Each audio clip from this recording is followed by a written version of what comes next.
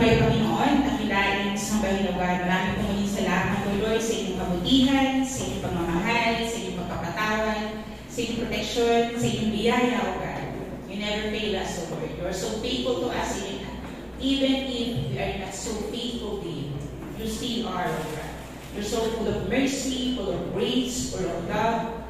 And we thank you, O Lord. Napakabuti. Maraming salamat, Ama. Kayo po ang salita. Gamitin niyo lang po akong mouthpiece, O Lord. Okay? Bahagi, Panginoon, ng mensahe. With all humility, with all surrender to you, O God. Palayin niyo po ang salita. In Jesus' mighty name we pray. Amen. Hallelujah. So, ang ating pong last topic, last Sunday, is about moving on. Nandila po ni Pastor Jerry. Ayan. So, move on. So, while moving on, how do we carry ourselves while moving on? Paano po ba natin galitin ang ating mga sarili habang tayo ay nag-journey, diba? As Christ-like.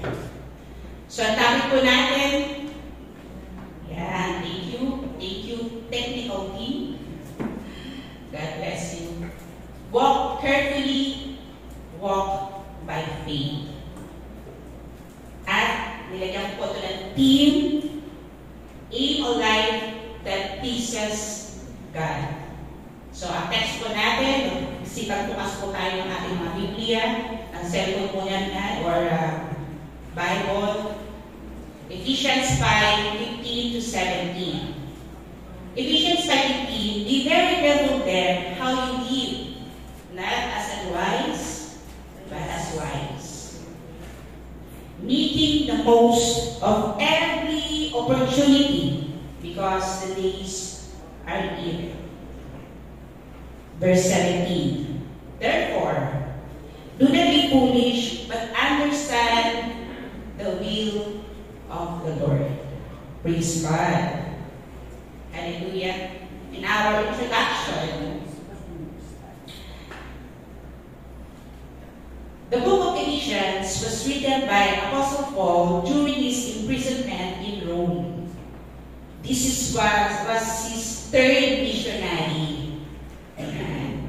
Ephesus is the Asia map. It was written to the saints of Ephesus. So saints, ibig sabihin mga Christians na katulad din natin.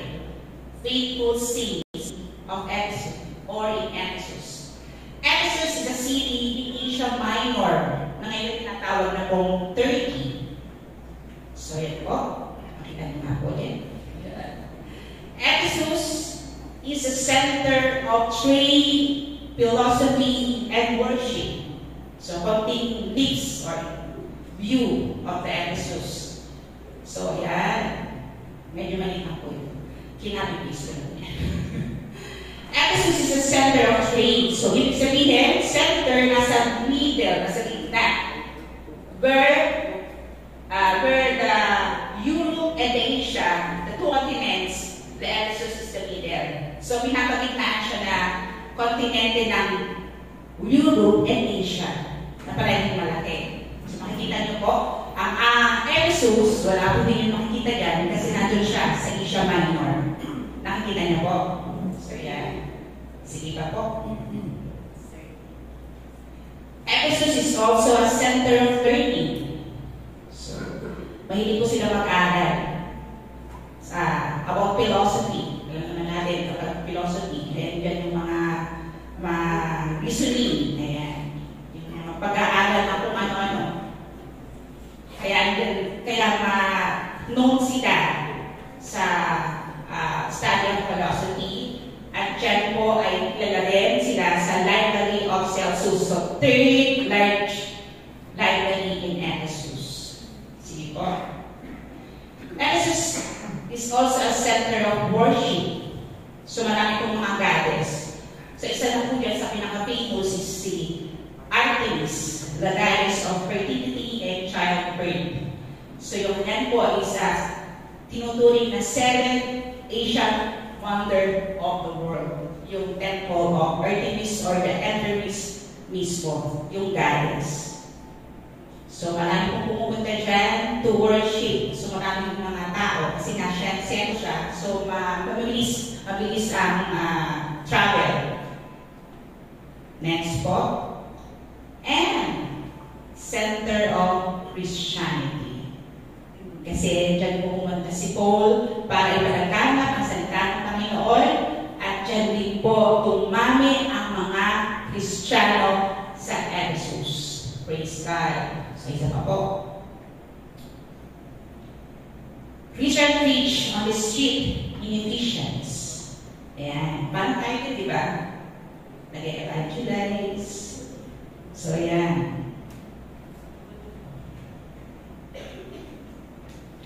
Circumstances affects our culture, faith, and beliefs. So, bakit po pinakita itong mga ito? Ano bang relevance?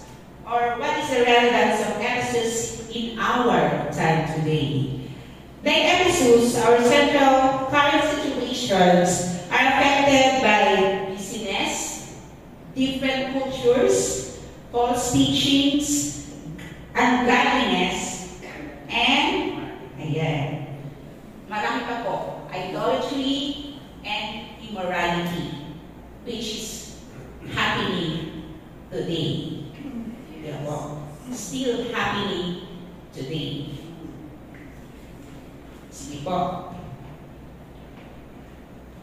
That was why Apostle Paul urged the faithful follower of Christ to live a life worthy of their calling. And it's still God's message for us today. So hindi po nagbabago ang mensahe ng Panginoon dati, nakaraan, ngayon, at sa mga susunod pa hanggang hindi pa dumarating ang ating Panginoong Jesus. Praise God. Sige pa po. For we are His workmanship, created in Jesus Christ for good works which God prepared beforehand so that we would walk in them. So tayo po ay nilikha ng Panginoon dati pa para gumawa ng kabutihan ng mabuti at tama. So, new, ano ba yan?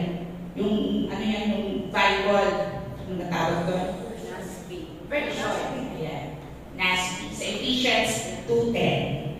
So, how to aim a life that pleases God? Meron pong tatlong command ang Panginoon. Kung paano po natin may aim yung tatlong yan. So, one is to look carefully then how you walk, not as unwise, but as wise. So, sabi dito, paying attention for our thoughts, words, and action. That is why we need wisdom and discernment that comes from the Lord. So, let us be mindful of our thoughts. Diba? Kasi ito nagsisimula yung ating actions, yung ating words. Kaya sabi sa Proverbs, the fear of the Lord is the beginning of wisdom. So kung tayo po ay nagbabasa ng ating mga Biblia bilang mga Kristiyano, alam po natin kung paano kumuha ng wisdom coming from the Lord. Sige po. Now, this is how yung unwise. So, pag unwise ka, magagalitin or andyan yung anger. Quick-tempered.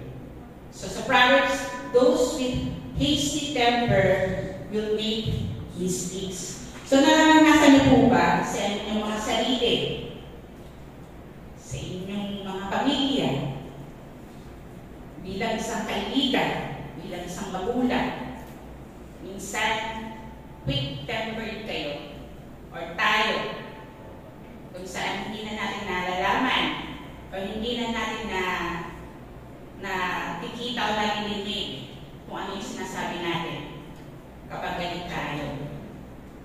Diba? Doon pa lang tayo yung nakakasalanan. kapag hindi tayo conscious or nag-pay attention o hindi tayo careful kapag tayo ay nagagalit. Minsan, tama yung intention natin. We are rebuking, yes, but sometimes the words hurts at hindi mo na kayang balik. So, ayun yan, kailangan maging gentle tayo. Sige po. So, sabi, be quick to listen, slow to speak, and slow to anger. So, mahirap kasing gawin kapag galit na galit ka na. Kaya sabi nila, count 1 to 10 or 1 to 100 para makalma na. Control yourself. So sa Ecclesiastes 7:9, so dito na lang po, hindi ko nilagay yan. Pag-aralan mong kontrolin ang iyong sarili, mangbang lamang na nagtatanim ng galit. So napakahalaga na you know how to control yourself. And praise God at na tutunan ko po yun, unti-unti. Kasi hindi lalong madaling mag-control ng galit mo kapag sa pamilya mo. Diba? Pagsamahan mo sa buhay. Kaya sabi nila, bakit mas mabait ka pa sa iba kaysa sa family mo? Bakit nga ba? Kasi ang family mo, kilalang kilala mo siya, pero yung hindi mo kilala o yung ibang tao, hindi sila kilala eh. So, paano ka magagalit or paano ka magpapakita ng mag-respect ng pag-uugali? Kaya mahirap maging mabait sa sarili mong pamilya. At bilang mga Kristiyano, sabi ni Paul, be very careful. Kahit na sa mga ka-Kristiyano natin, ka-pamilya natin, ka-church natin. Diba po? Ito po ay letter ni Paul sa ating mga Kristiyano. Hallelujah. 26-27, sabi sa 27, huwag natin hayaang bigyan ng pagkakataon ang diablo. So, bakit sinabi ng Ephesians yun? Kasi minsan, pag pinagagalit ka, yun yung ginagawang footstool ng kaaway. Kaya lalo kang nalulumok, diba? Nahihiya dun sa ginawa mo. Kasi hindi mo napag-iilin yung sarili mo. Nasaktan mo na, kapag sabi ka pa ng hindi maganda, so tuwan-tuwa naman ang kaaway. Hindi mo na-control ang iyong sarili. Don't sin by letting anger control you. Don't let the sun go down while you are still angry, for anger is mighty foothold to the devil. So yan po ang sabi ni Solomon, the wisest man ever lived, sa book of Proverbs. So, church, we have to evaluate ourselves. We have to tingnan ang ating mga sarili kung ito ba ay pamumuhay natin. Kasi madali lang ito kapag nakaharap mo ay hindi mo masyadong kilala. Pero pag pamilya mo na, kamusta tayo? Sige po. Unwise ay pagiging proud, mayabang. Sabi sa Kawikaan 21:4, ugaling mapangmata at pusong mapagyabang. Ito ang siyang gabay ng mga makasalanan. So, kasalanan din po yung pagiging proud. Ipagiraw na lang natin ang ating Panginoon sa lahat ng mga ginawa. Kasi all that we have is from God. All that you have, your work, your status, your health, your family, your friends, our church, it's all from God. pwedeng ipag-give-up. All praise to Him. Kasi lahat ay galing sa Kanya. That's why we should be, ano po, humble. Next po. Yan. Ang pagiging wise naman, humble, gentle, do not use foul words or abusive words. So, yun ang nga po yung nasabi natin kanina. Sige po. Pride leads to disgrace, but with humility comes wisdom. Minsan, kaya hindi ka matuto kasi mayabang ka eh. Ayaw bumaba. Kasi anak mo ang tuturo sa iyo. Eh, pastor ka. Diba? Ayaw mong raba. Kasi bilang pastor, you have the wisdom of God. Aral ka sa Biblia. But you are not perfect. Hindi mo nga alam kung ano yung technology ngayon eh. Diba? Meron pa rin tayong space for learning. Kahit sino ka pa magaling. Kailangan pa rin natin matuto, hindi lang sa ating mga sarili, kundi pati sa iba. Amen. Hallelujah. Sige po. Luke 14:11, those who exalt themselves will be humbled, and those who humble themselves will be exalted. Sabi ng Panginoon. Ganyan po ang Panginoon. Kapag tayo ay napagkumbaba, makikita at makikita yan ng tao. Magpapasalamat at magpapasalamat sila sa iyo. Pupurihin ka. Hallelujah. Sige po. Wise is patient, making allowance for each other's faults because of your love. Ephesians 4:2. Making allowance, giving the benefit of the doubt. Pag nagkakasala, don't be judgmental. Pag nagkakasala ang iba, do not condemn. Rebuke with gentleness and love. Kasi Kristiyano po tayo. We are reflecting God's character. Kasi nasabi ko sa mga anak ko, pag sinabi mo Christian ka, dalawang Panginoon as, di ba, nagre-reflect sa'yo. So, huwag mo nang sabihin na Kristiyano ka kung hindi rin naman nakikita sa'yo. Kasi parang nakakaya sa Panginoon.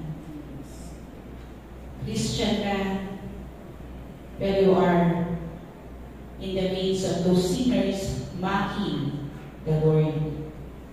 Diba? Hindi ka aware. Hindi ka aware, Kristiyano ka, nagpabaptize ka. May seminar pa.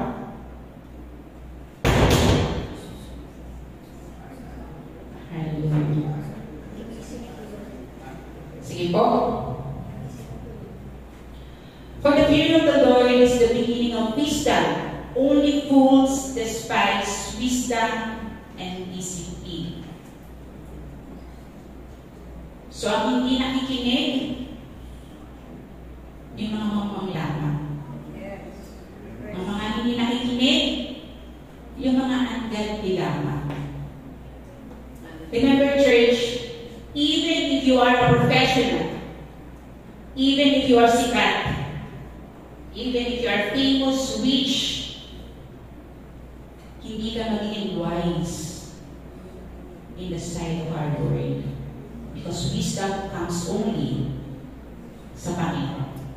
Amen.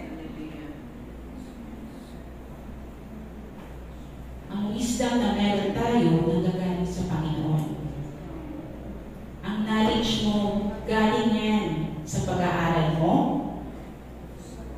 sa mga guru mo, sa mga mentor mo, but the wisdom of God comes from Him.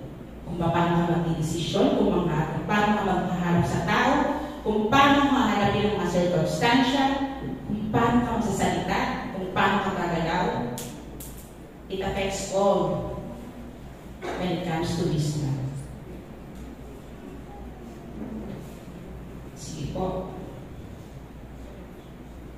Live no longer as ungodly, sabi ni Paul.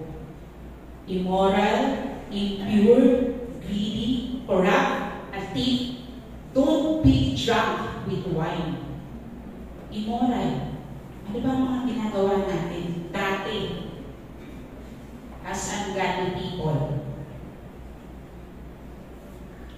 Ginagawa pa rin ba natin ngayon?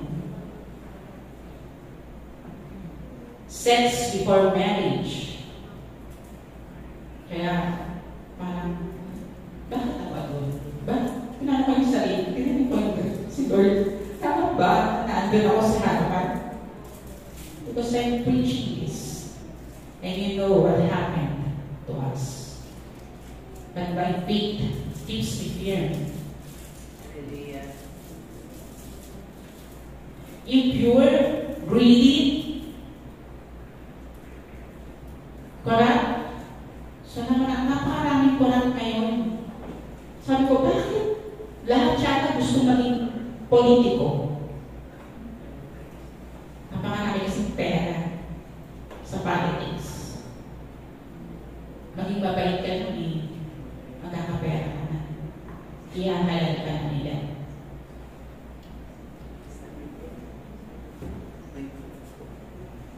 Pero tandaan nila na ang Panginoon pa rin ang authority in the government. Siya pa rin ang nagtatakda kung sino ang mauupo sa posisyon. At sabi ni Paul, magtrabaho ka ng maayos, ng tapat, para maging pagpapala ka sa iba. Don't be drunk with wine. Okay lang uminom. Pero okay maglasing. Sige po. Ito po ang ating new life in Christ. Sabi ni Paul, show off your old self and live in your new self. Nagre-reflect to ng righteous, reflecting the life of our Lord Jesus Christ, transformed into Christ-likeness. So kapag ikaw ay nasa new life na, tinanggap mo na ang Panginoong Jesucristo, you are transformed into Christ-likeness. Sige po.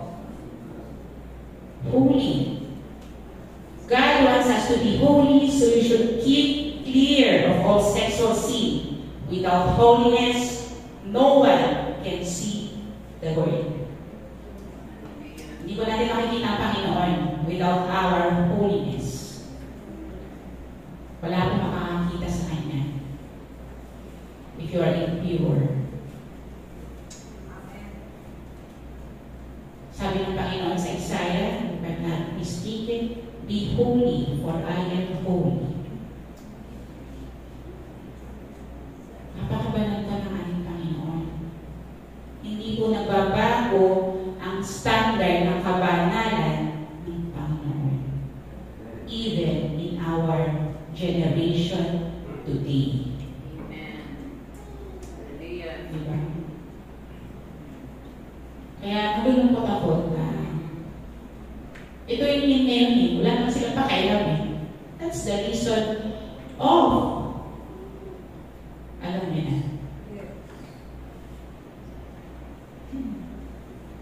Respect comes from you. Kung gusto mong i-respeto ka, i-respeto mo ang sarili mo.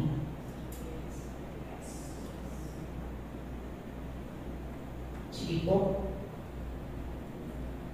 True. Live a life of integrity and honesty. Maging matapat po tayo, even in our work, in our family, in our church. Ito po yung isa sa ating core values. Kailangan matapat tayo. Hindi lang sa harapan ng ating mga kasama, kundi sa harapan ng Panginoon. Remember that even if they don't see you, God sees you. Hallelujah. Kaya huwag tayo mainggit sa mga yumayaman na politiko. Hindi naman ba ako naglalahad. Pero, nasa kanila lang ang matulog. Controlled by the Holy Spirit, allowing the Holy Spirit to empower us. Not controlled by wine. Ang hirap po kasi, kapag kasama na natin, hindi mananampalataya, nauna pa tayong malasing. Wine lang naman yan eh. Ako po, pag uminom po ako ng wine, at alam ko kung hanggang saan yung limitations ko. Kasi maano na yung ulo ko. Diba? Kasi hindi mo alam kung anong sasabihin mo o ano lang sinasabi mo eh. Hindi mo na alam kung anong ginagawa mo. Kung hindi mo alam, nabuhubad ka na pala.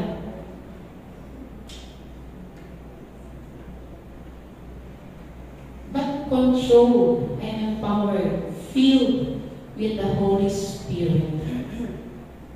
Diba? Ang mga Kristiyano kailangan filled with the Holy Spirit. Amen. Amen.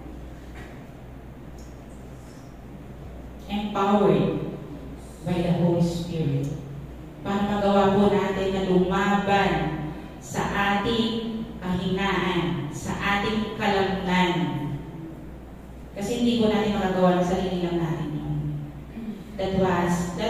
That is why God is giving us the Holy Spirit to empower us na maiwasan, na malabanan ang mga kaaway, even ourselves. Sige po. At nasa number 2 na po tayo. Ayan. Redeeming the time. So sabi doon sa redeeming the time, Ephesians 5,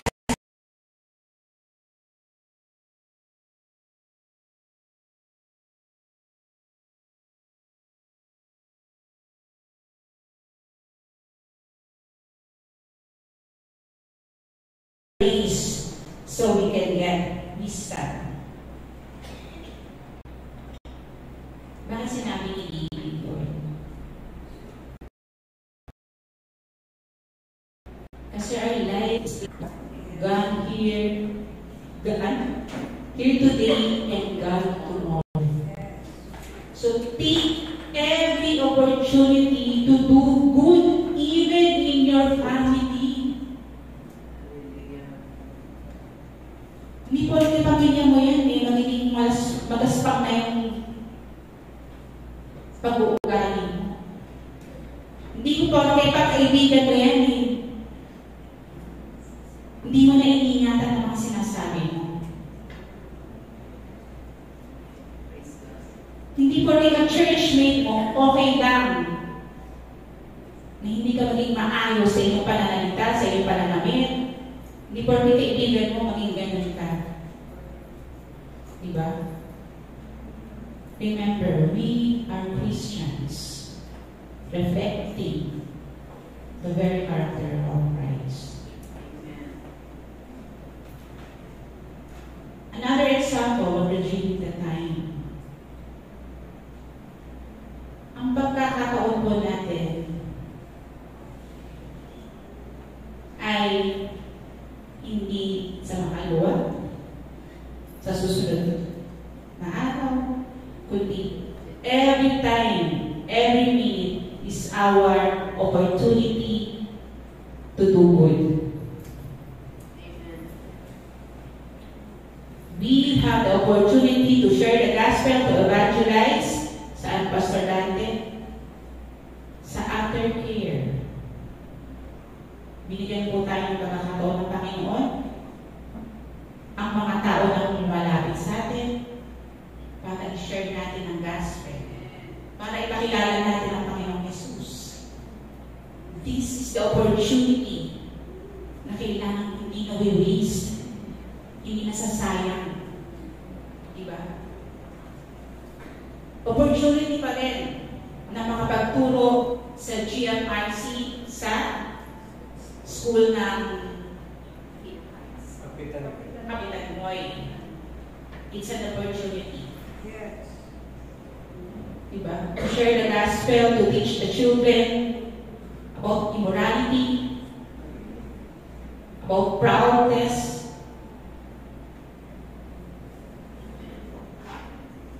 about greed.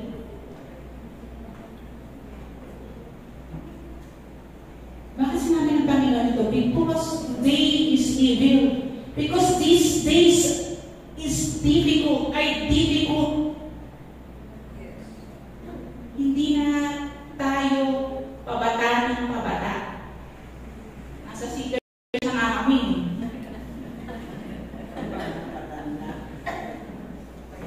So take every opportunity, even in our friends, in our family, in our work, your opportunity to good. When your opportunity or when you are doing good, Christ shines in you. Nakikilala ang Panginoon, nakikilala ko bilang Kristiyan. Dahil pinamumuhay mo ang Panginoon. Para dapat kang tawagin Kristiyan.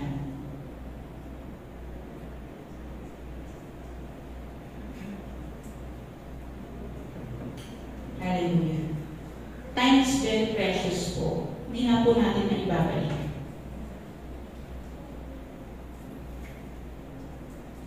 Bakit evil? Those days are evil because it's difficult now. It's difficult then and it's difficult now.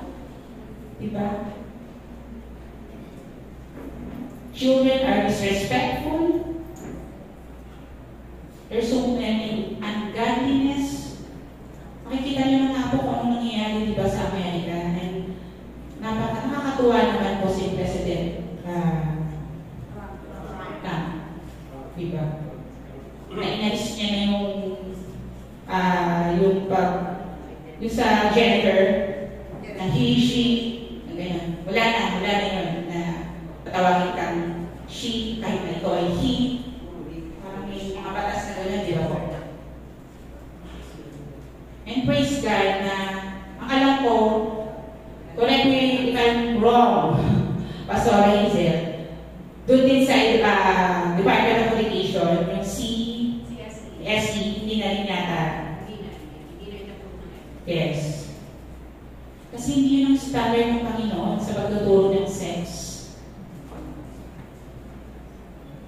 That's why Paul is telling us to be very careful. Not to be unwise, but to be wise.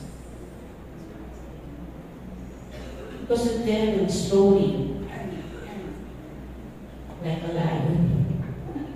Diba? Nandiyan lang siya, ready to go. Kumukuha lang siya ng pagkakataon. So, we have to take the opportunity din. And our opportunity is today, every day, at kahit ano pang oras. Diba? Hallelujah. Sige po. Yan. Not wasting our time, opportunity on this difficult and wicked time. Any time is best time to do good. Therefore. Sige po, okay. So 3. So then, do not be foolish. Again, inulit ng Panginoon. Kasi napaka-importante na mamuhay tayong wise. Because God has given us wisdom and understanding. Hihingi na lang natin sa Panginoon, hindi pa natin mahingi. Humingi tayo ng discernment. Very generous sa Panginoon natin. He has given us all in heavenly realms para ma-enjoy po natin. So sabi dyan, but understand what the will of the Lord is. Ano nga ba ang layunin ng Panginoon para sa atin? Ephesians 5:17. Sige po. Know God's will. Ephesians 1:4, God loved us and chose us in Christ to be holy and blameless. Even before the creation of the world, He chooses us to be in Christ, purchased by His blood, the blood of His Son, para tayo ay maging blameless and holy and be with God the Father, because He is holy. Napakabuti ng Panginoon, ano? Kasi ando na, naklaro na yung layunin niya. Ibinibigay na lang po sa atin para malaman natin kung paano po tayo dapat mamuhay bilang isang mga Kristiyano, hindi lang sa salita, hindi lang sa gawa, hindi sa pag-iisip din natin. Dahil kahit na nasa pag-iisip lang yan, alam pa rin ng Panginoon kung ano nasa isipan. Nagkakasala ka pa rin sa isip. Sige po. Verse 5, His unchanging plan has always been to adopt us into His own family by bringing us to Himself through Jesus Christ. And this gave Him great pleasure. Napakabuti ng Panginoon. Napakasarap, di ba? Na tayo ay nagbibigay saya sa Panginoon. Siya yung gumawa ng paraan. Ito yung layunin niya, na tayo bilang isang mananampalataya ay magsama-sama as a family, as a whole, giving pleasure to God. To be one with God and the Holy Spirit and Jesus Christ. Hindi niyo po ba nanaisin na maranasan na yun? Di ba po, kahit dito sa lupa, mararanasan po natin yan. Kapag kaisa natin ang Panginoon. Kapag tayo ay namumuhay sa Panginoon. Sige po. Furthermore, because of Christ, we receive an inheritance from God, sa verse 11. This was God's plan long ago, all for His praise and glory. So meron po tayong mamanahin, inheritance from God. We are adopted son and daughter. At ito po, meron din tayong inheritance. So napakasarap na namnamin, na isipin, na tayo ay meron din inheritance from our Lord. Na lahat ng meron sa langit sa atin. Diba?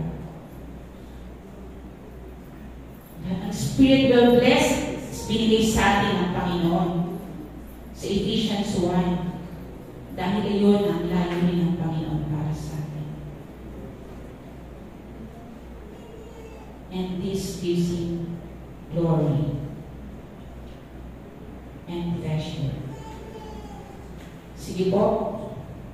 Ayan, nasa conclusion na tayo. In our conclusion, 2 Corinthians 5:7, for we walk by faith, not by sight. So remember Paul's life? Natandaan niyo po ba? Sige po. Sige, pakibalik na lang po ulit. Sabi ni Paul, tayo ay namumuhay. We are living by believing, not living by seeing. At ganun po namumuhay si Paul bilang isang mananampalataya. From zealous to the law, persecutor of Christian, now zealous follower of Christ.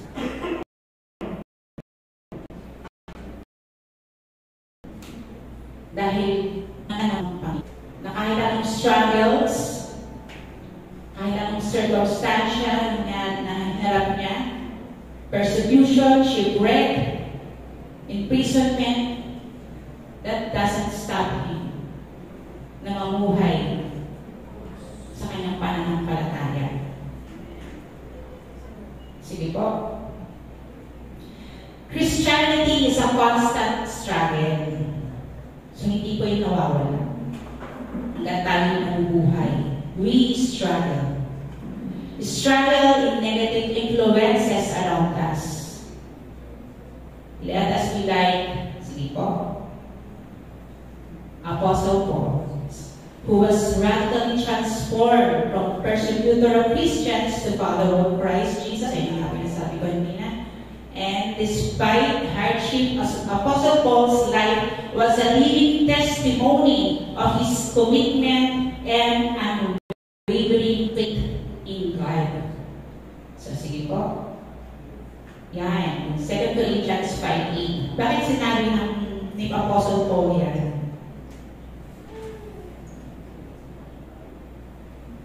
And we are confident and satisfied to be in our body and at home with the Lord. Kasi kahit na si Paul nahihirapan, he is confident on his faith that he will be with God in the end. Pag namatay siya. Diba? Yung confident na yun, sa pananampalatayang meron siya sa Panginoon.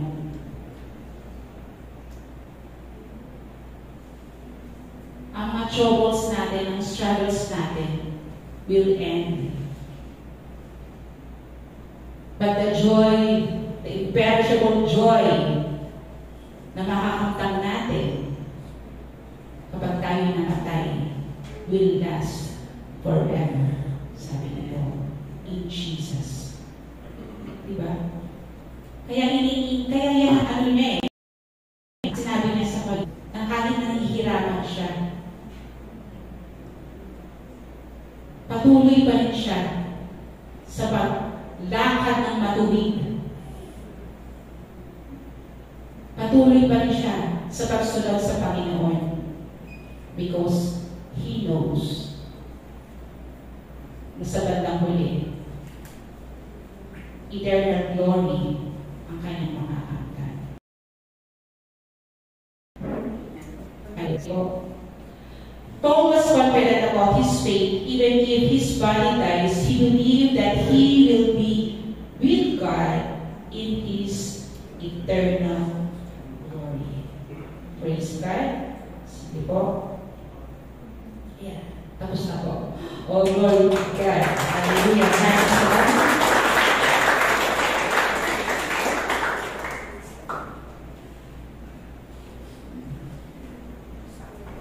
To God be the glory.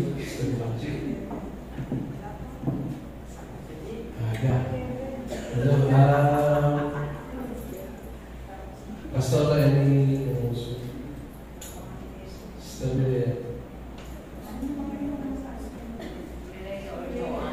yes, stability.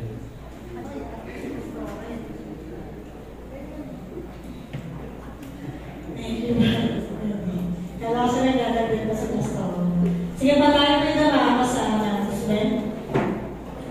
Patuloy pa rin po namin kayo iniimbitahan sa ating midweek service under Pastor Nimpa. At ang tayo pa rin po ay Romans.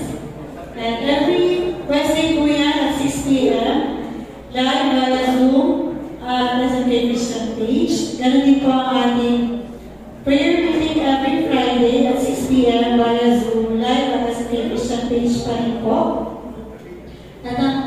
topic for next week. So, ano po yung kay Sister Raji. So, next week po,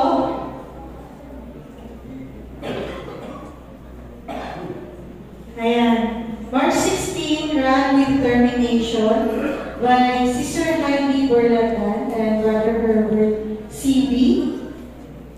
On March 23, Soar Unwaveringly by Sister Monique C.B. Tama po ba na magbago po ba, Pastor?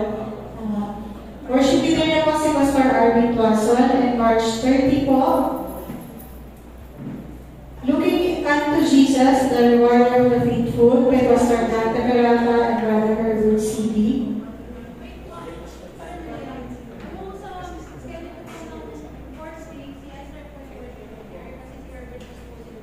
Okay. Bali, sa 4th week, si Sister Esther ang worship leader. Tapos si Brother Gopal ba last week? Si Pastor Arby. Okay, sige po. Bali yun po. Sa March, ano nga, 23 po si Sister Esther ang worship leader. At March 30, si Pastor Arby Tuason. Yan po.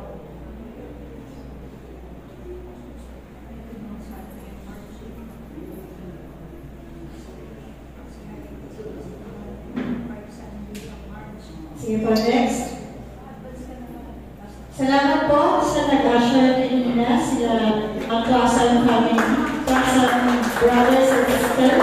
So next week po, Sister Hannah Flores, Sister Lisa Flores, and Brother Celia Flores. March 23, Sister Marley Caro, Sister February, and Brother Ray Malakal. And March 30 po, Sister Maureen Nicole, ako po at saka yung anak ko po si Ivor.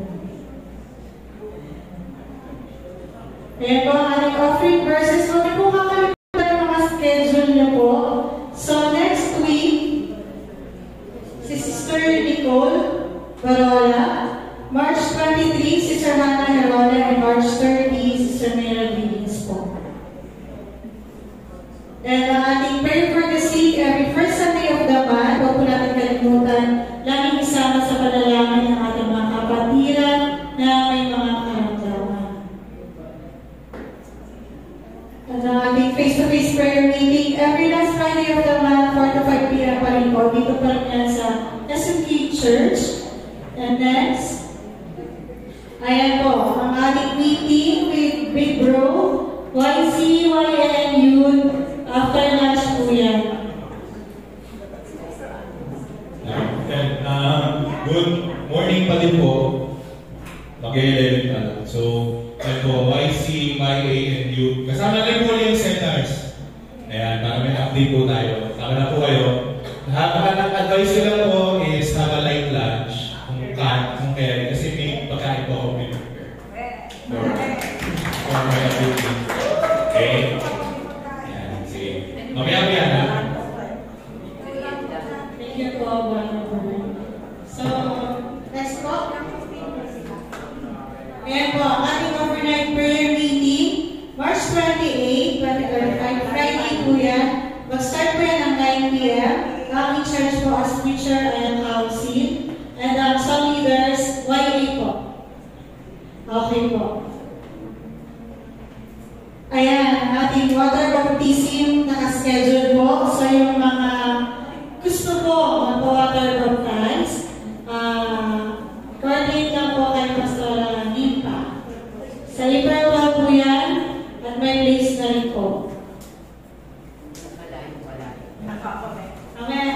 Other national po si Pastor Okay. Tama. Second Tuesday ng hindi na pala second Tuesday sa Marsal. Sa Tuesday, intercessors, meron tayong okay.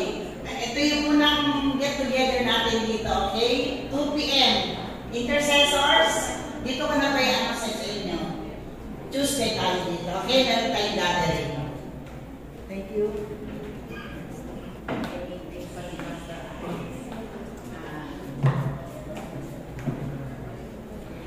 Praise God. So, may announcement or may paanyaya po ang Marval na sa March 22, hindi po itong Saturday na parating po din next Saturday, meron pong paanyaya ang Marval sa lahat ng churches sapagkat meron si ito po parang ang purpose po nito is makapag-raise ng funds para po sa program nila sa mga pastors.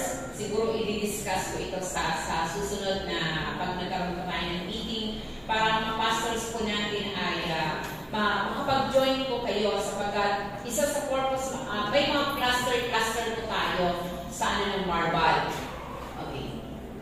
At ang purpose po ng nag-gather nito sa March 22 is para family fun. Pangbong family, magkakilala po ang maaari po mga churches. At meron po silang ticket. Ang ticket po nito is 10 pesos.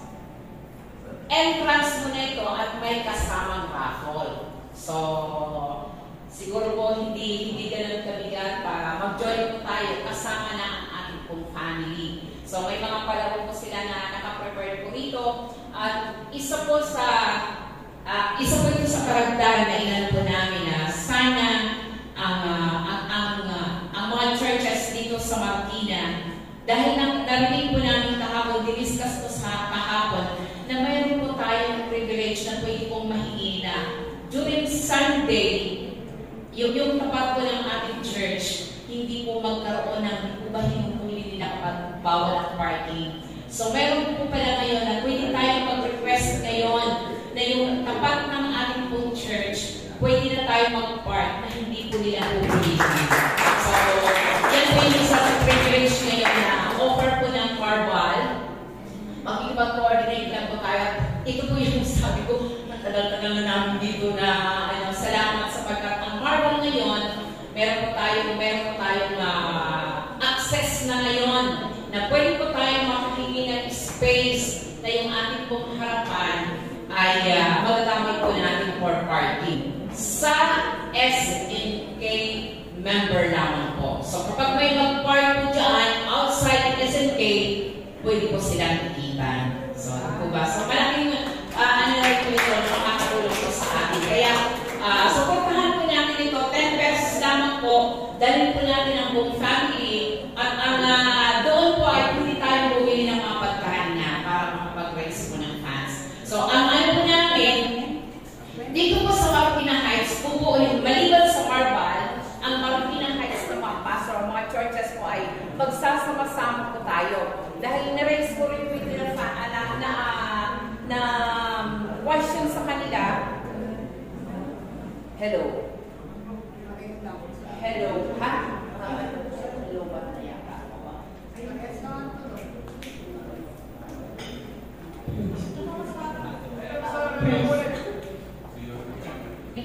So, sabi ko sa kanila, i-discuss ko namin na noong mga ilang taon na lagi tayo nag-celebrate ng ating pong Bible month. But the problem, hindi, kumbaga sa ano dito, hindi po tayo makapag-celebrate sa paghihintay ng Marval.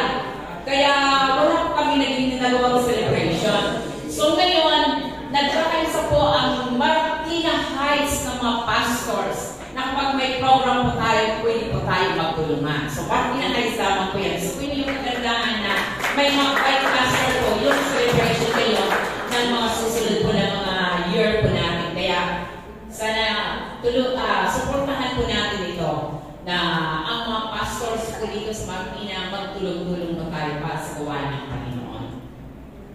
Okay. So, pwede po kayo magano nito sa akin. 10 pesos po, entrance na po ito at kasama sa raffle. Yun lang.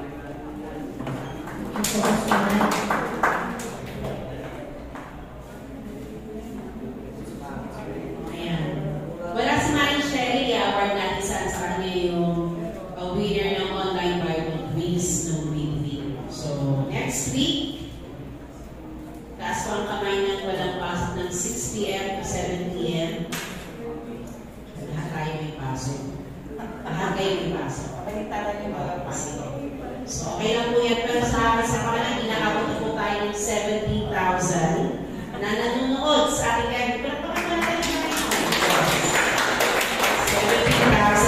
viewers natin sa FB. Okay? Sa big po yun. Ngayon po sa prayer meeting, kumusta naman? Okay, 6 p.m. to 7 p.m. ang ating prayer meeting every Friday. Lahat po na yung pangangailangan sa Panginoon. Kailangan kumain, mabuhay, financial needs natin, healing needs natin, relationship needs natin, kailangan po natin ng Panginoon. Ini-invite po namin kayo, mag-click na lang po kayo ng link. Bakit po ako nagsasend ng link sa bawat department? Because we wanted the church to attend the prayer meeting via Zoom. Kaya po i-accommodate ng Zoom natin because paid po ito ay 100 people. 100 people ba tayo dito? Yes. So, pwede po kayo umattend via Zoom. Nung nakaraan, 6 lang po kami. Basta meron yung prayer meeting natin. Meron ba yun? Yung sa Facebook, sa FB. Meron po siyang live. Ang purpose lang po natin, bakit po kami nag-aano? Sa midweek, okay lang po kayong manood via Facebook. Okay lang po yun. Kasi mahirap kapag madami ang nasa midweek service. Kasi po magulo, di ba? Siyempre, nag-explain si Pastora nung pa. Nagsasalita siya. So wala po tayong time na doon. Pero sa prayer meeting, kaya po namin hinilang sinashare din po sa buong church is we wanted the church to join us in prayer. Kung wala kayong pasok, umattend po kayo. I-click lang po yung link. Hindi na po tayo pupunta sa church at mamamasahe. Mag-click lang po tayo ng link ng Zoom. Makaka-join na po tayo ng prayer meeting. Yun na po yung gagawin natin. Napakasimpleng gawain na po. 1 oras lang na tayo po yung sama-samang mananalangin. Okay lang po ba yun? Kasi po, ano yun eh, ang purpose po lang bakit natin nilalive ang prayer meeting sa FB para po yung sa mga hindi taga-SNK Church. Yan po ang pinaka-purpose natin doon para sa mga hindi taga-SNK Church. Pero yung sinashare ko po, nakita niyo po, sinashare ko yung link sa lahat ng GC, di ba? Because we wanted the church members to attend the prayer meeting. Hindi lang po yung participants. Last Sunday, amin lang po kami. Ayoko na nga ako mag-host kasi hindi ako na mag-host. So we wanted everyone, we wanted the church because we are the church, we are the body of Christ. Pasensya na po para akong naging naman. So, ano po natin ito? Kailangan po natin ito eh. Lahat na may pangangailangan sa Panginoon, we need to pray. Yun ang Thank you po, Pastor. Nananasan ko, time management, seminar under Pastor Jerry. Next week po yan, 2 p.m. So, kailangan po natin yung umaten. And then, yung kay Brother Bern, 12:32 or 1, mag-start po yung tuturo niya. So, wala po. Alam mo, 12:30 to 1 lang hintay. Pero, ang start is 1 o'clock. 1 o'clock po ang start. So, kung wala na po, tayo po tumayo para sa ating closing prayer. At iyan ko po sa closing prayer sa Tita Merly.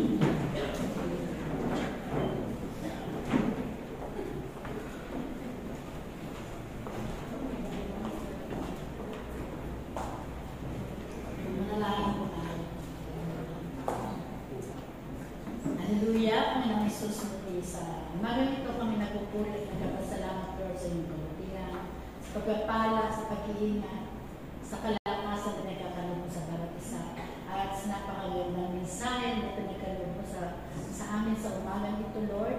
Maraming salamat, Panginoon, na patuloy mo kami tinuturuan, Panginoon, sa lahat ng bawal, Panginoon, na aming mga ginagawa, mga paalala mo sa amin, upang kami patuloy maingat, Panginoon, sa lahat ng aming ginagawa na tungkol sa iyong mga diyan at pagpapala na mga turo sa bawat isa. Kaya sa bagay ito, Panginoon, patuloy kami nagpapasalamat at patuloy na dalahin ko. I-bless mo ang bawat isa sa pag-uwi. Ingatan mo po, proteksyon ng Panginoon, patuloy na maging gabay at patnubay ng bawat isa na makarating sa bawat tahanan ng ligtas at pektado ng banal na Espiritu, Panginoon. Lord, maraming salamat. Muli, Panginoon, ang papuri at pasalamat at ito namin binabalik sa makapangyarihang pangalan ni Jesus. Hallelujah. Amen.